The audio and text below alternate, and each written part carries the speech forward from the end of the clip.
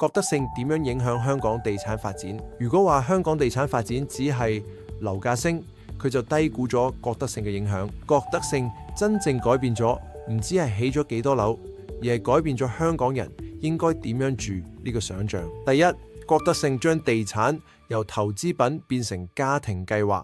佢喺之前買樓對好多市民嚟講係遙不可及嘅事，樓宇多數為富人而設，一般家庭只能租住嘅長遠安全感。覺得性嚟到一個關鍵轉變，隨住戰後經濟改善，中產階級開始出現。呢班人收入未必高，但係追求穩定向上流動，最想要嘅唔係豪宅，而係屬於自己嘅一個家。於是喺大力發展中型住宅，單位設計實用，價格相對可負擔，唔追求浮誇，而係講功能同家庭需要。呢種定位令置業第一次變成大量市民可以規劃嘅人生目標。第二，覺得性影響咗新市鎮同社區式發展概念。佢唔止係起一棟樓，而係起一個可以生活嘅地方。住宅之外，要有商場、學校、交通配套、公共空間。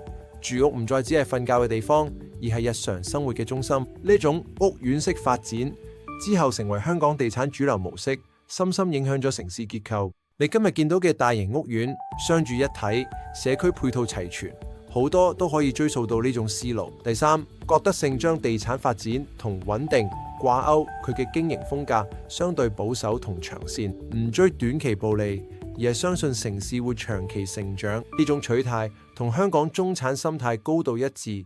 買樓唔係為炒，而係為住、為家庭、為將來。結果，地產唔只係市場工具，而成為一種社會穩定力量。第四，覺得性影響咗香港人對成功佢定義。喺70、80年代，買到樓開始被視為人生里程碑，成家立室、供樓、養仔女，形成一套好清晰嘅人生路線。呢一套路線對一整代香港人嘅生活選擇產生深遠影響。第五，更重要嘅係，覺得性將地產由少數人嘅遊戲推向大眾參與嘅階段。當大量市民成為業主，城市嘅關係亦都隨之改變。人對社區更有歸屬感，對未來更有計劃，對城市更有投入。當然，隨住時間推移，地產亦帶嚟不同爭議。